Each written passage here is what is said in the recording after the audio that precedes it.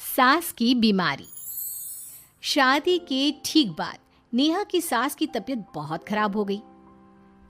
बताइए क्या हुआ है आपको? बेटे की शादी थी तो थकान हो गई। मौसम बदल रहा है तो जुकाम और बुखार हो गया। ऊपर से बहू के घर का खाना पता नहीं कैसा था कि पेट भी खराब हो गया। खाना तो बहुत बढ़िया था डॉक्टर साहब, सारे रिश्तेदार तारीफ कर रहे थे। रोहित की माँ इतनी कमज़ोर है कि जरा से में बीमार पड़ जाती है। डॉक्टर साहब आप सारी जांच करके देखिए, मुझे ऐसी क्या बीमारी है कि मेरी तबीयत ठीक ही नहीं रहती। फिलहाल तो ज़्यादा कुछ नहीं है, पहले आपके ज़ुकाम बुखार और पेट का इलाज कर लेते हैं, फिर बाकी के टेस्ट करवा लेंगे। अभी आप ये दवाइयाँ ले आइए। पिताजी मैं डॉक्टर साहब को छोड़कर और दवाइयाँ लेकर आता हूँ। माँ जी तो बीमार थी, इसलिए नेहा ने किचन संभाल लिया। माँ जी अब आपकी तबीयत कैसी है? पहले से ठीक है। आप बैठिए, मैं खाना लगाती हूँ। तेरे बाबूजी और रोहित ने खाना खा लिया? रोहित तो टिफिन लेकर ऑफिस गए हैं माँ, और बाबूजी ने खाना खा लिया है। आप शुरू कीजिए। यह क्या, खाने में इतना तेल इतने मसाले? अरे अभी अभी तो तबीयत ठीक हुई है मेरी, तुम क्या मुझे वापस बीमार करना चाहती हो? नहीं माँ जी, ऐसा नहीं है। क्या हुआ? देखो ये बहू ने कैसा खाना बनाया है। खाना तो बहुत ही स्वादिष्ट था। अरे मैं ये खाना खाऊंगी तो बीमार हो जाऊंगी ना। ओह हाँ, बहू को अभी पता नहीं ना तुम्हारे बारे में, रोहित समझा देगा उसे। देख बहू, अच्छे से समझ लेना कि इस घर में कैसा खाना बनता है। हाँ माँ जी, मैं समझ लूँगी, लेकिन अभी आप कुछ तो खा लो। ये खाना खा लूंगी तो कल का खाना खाने के लिए बचूंगी भी नहीं। सास की बातें सुनकर नेहा उदास हो गई। उसने रोहित के घर आते ही उससे माँ जी के खाने के बारे में पूछा।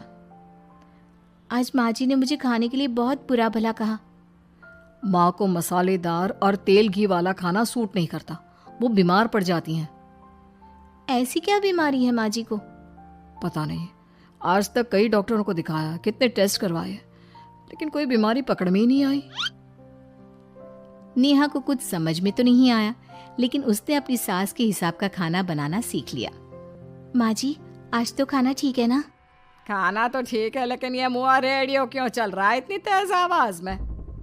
वो माँ जी मैं अकेले काम करते करते बोर हो रही थी ना, तो टाइम पास करने के लिए चला दिया। तेरा इस टाइम पास के चक्कर में मेरा सर दर्द से फटने लगा है। तेज आवाज से मुझे माइग्रेन हो जाता है। सॉरी माँ जी, मुझे पता नहीं था। तुम्हें जब तक सब पता चलेगा तब तक मैं तो भगवान के पास ही पहुंच जाऊंगी। नहीं नहीं, ऐसा मत कहिए ना माँ जी। अब मैं कहीं भूख से ही ना मर जाऊं। खाना मेरे कमरे में रख दो।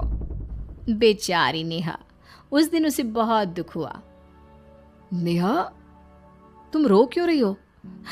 आज माँ जी ने मुझे बहुत बुरा भला कहा, मैं तो सिर्फ रेडियो सुन रही थी। ओहो, तुम माँ की बातों का बुरा मत मानो, उन्हें तेज आवाज से सर दर्द होने लगता है, दर्द की वजह से बोल दिया होगा कुछ।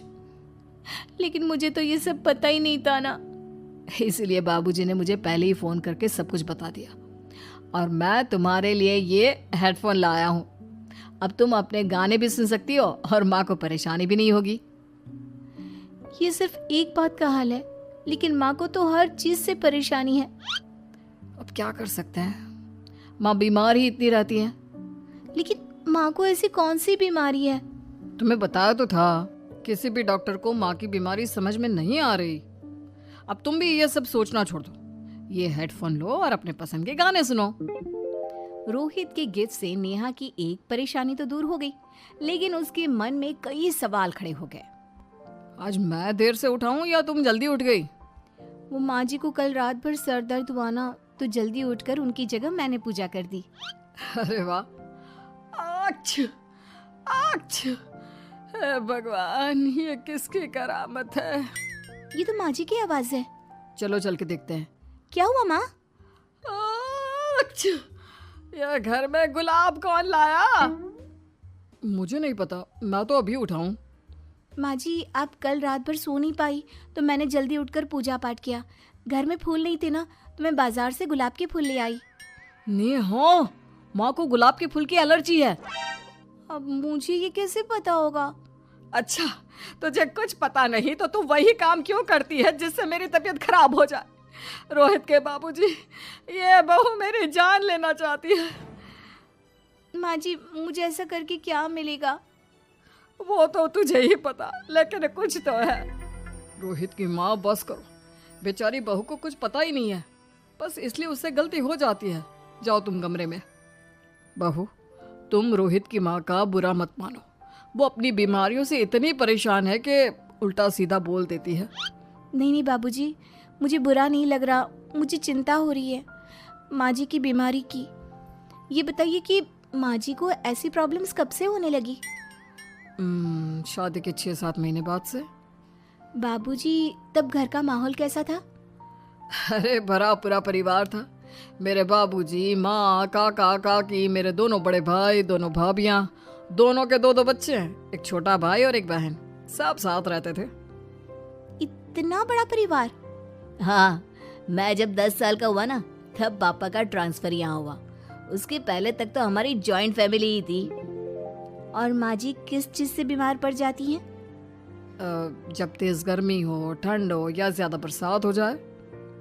जब माँ ज्यादा थक जाए, जैसे दिवाली पर घर की सफाई या कोई फंक्शन हो, या ज्यादा मेहमानों के आने से घर का काम बढ़ जाए। तेज म्यूजिक, तेज लाइट या ऐसे कोई तेज स्मेल आ जाए। तो माँ जी की ये बीमारी ठीक हो सकती है। कैसे? सब पता चल जाएगा। आप कल माँ जी की टेस्ट रिपोर्ट लेने जाने वाले हो ना? हाँ। तो सुनिए क्या करना है। अगले दिन रोहित माँ जी की रिपोर्ट्स लेकर आता है। माँ, बाबूजी, नेहा। अरे क्या हो गया रोहित? माँ जी की रिपोर्ट आ गई है। कुछ सीरियस है क्या? जिसका डर था वही हुआ। अरे गोल गोल बातें मत कर, सीधी तरफ बता बेटा, क्या हुआ है मुझे? माँ, आपकी किडनी, लिवर सब फेल हो गया है। आपका दिल भी कमजोर हो गया है। डॉक्टर ने कहा है कि आपके पास सिर्फ 1 महीना बचा है। ये क्या बक रहा है? ऐसा हो ही नहीं सकता। मुझे लग ही नहीं रहा कि मैं इतनी बीमार हूँ। लेकिन माँ जी, रिपोर्ट झूठी तो नहीं हो सकती ना? हाँ, माँ को 20 साल की उम्र से बीमारी लग गई थी, लेकिन कोई डॉक्टर पकड़ नहीं पाया और अब ये बीमारियां बहुत ज्यादा बढ़ गई हैं। हाँ रोहित की माँ, तुम्हें याद है शादी के 6 महीने बाद से तुम बीमार रहने लगी थी। अरे लेकिन वो अलग था, मुझे ऐसी कोई बीमारी नहीं हो सकती। ये तुम कैसे कह सकती हो माँ? हाँ, तुम उस वक्त बीमार पड़ी थी ना, और अब डॉक्टर भी यही कह रहे हैं, तो सच ही तो होगा। और आप तभी से बीमारी तो रहती आई हैं। अरे लेकिन तब मैं बीमार थी ही नहीं। क्या मतलब? अरे तब मैं बीमारी का नाटक करती थी, मुझे कुछ नहीं हुआ था। ये क्या बोल रही हो? हाँ, घर में इतने सारे लोग थे और सबसे छोटी बहू मैं थी, तो सारा काम मुझे करना पड़ता, इसलिए काम से बचने के लिए मैं नाटक करने लगी। लेकिन आपको अभी भी वही बीमारियां होती है ना माँ? हाँ, अगर नाटक था तो ये प्रॉब्लम तुम्हें अभी क्यों होती है? इसका जवाब मैं देती हूँ। माँ जी कई महीनों तक नाटक करती रही, इसलिए इनके दिमाग ने धीरे धीरे इस झूठ को सच मान लिया और इनका दिमाग उन बीमारियों का एहसास कराने लगा। हैं? ऐसे भी होता है क्या? हाँ माँ जी, इसे प्लेसिबो इफेक्ट कहते हैं। जब आप बात बात पर बीमार पड़ने लगी तो मैंने अपने मामा से बात की, जो एक साइकोलॉजिस्ट है। उन्होंने बताया मुझे। तो ये रिपोर्ट्स? मैंने झूठी रिपोर्ट बनवाई थी नेहा के कहने पर, ताकि आप सच बताएं। यानी मुझे कुछ नहीं हुआ? नहीं माँ जी, और आपकी इस प्रॉब्लम का भी सोल्यूशन है।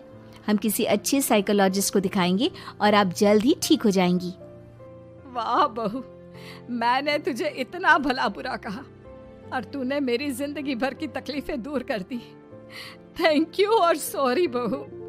अरे मुझे भी तो सॉरी कहो, पूरी जिंदगी तुम्हारी सेवा की है, वो भी झूठ मूठ की बीमारी के लिए।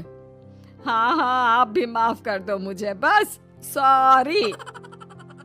तो इस तरह नेहा ने अपनी सास की बीमारी पकड़ भी ली और ठीक भी कर दी।